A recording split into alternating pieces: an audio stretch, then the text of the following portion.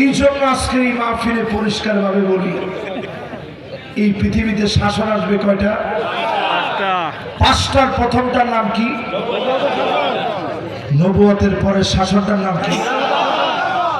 এরপরে আল্লাহ নবী বলেন সুম্মা তাকুনু মুলকান আদম, রাজতন্ত্র শুরু হবে, রাজার ছেলে রাজা হবে।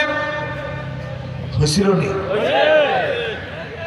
মুসলমানদের হিস্ট্রি আপনি ঘেটে দেখেন, ইজিদ থেকে শুরু করে হাজার বছর ধরে রাজার ছেলে রাজা, রাজার ছেলে রাজা, রাজার ছেলে রাজা চলছে।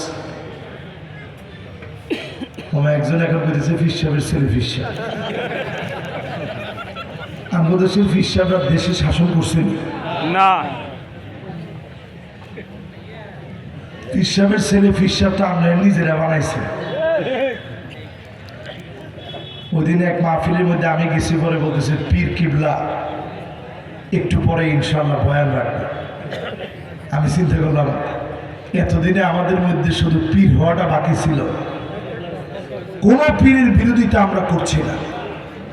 আমরা পরিষ্কার ভাবে বলি পীর তো হবে ওই লোক ফানজুরু আম্মান তাখুযুনা দীনাকুম, চুলের গোড়া থেকে নিয়ে পায়ের তালু পর্যন্ত আপনি লক্ষ্য করবেন, যে লোক সুন্নতের অনুকরণ করবে ওই লোক আপনার অনুকরণীয় ব্যক্তিত্ব হতে পারে। ঠিক কিনা?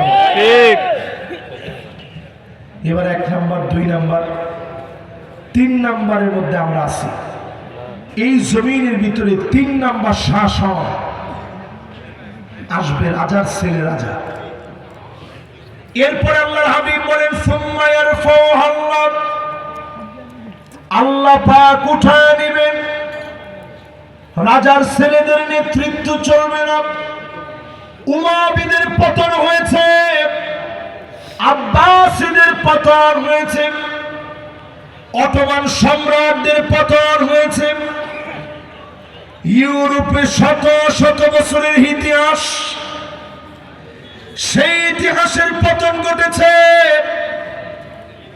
এরপরে নবীজি বললেন জমিনের ভিতরে আসবে সুম্মা তাকুনু মুলকান জাবারিয়া, স্বৈরা শাসকেরা আসবে, আলেমদের উপরে জুলুম করবে, নেককারদেরকে মারবে, কাটবে।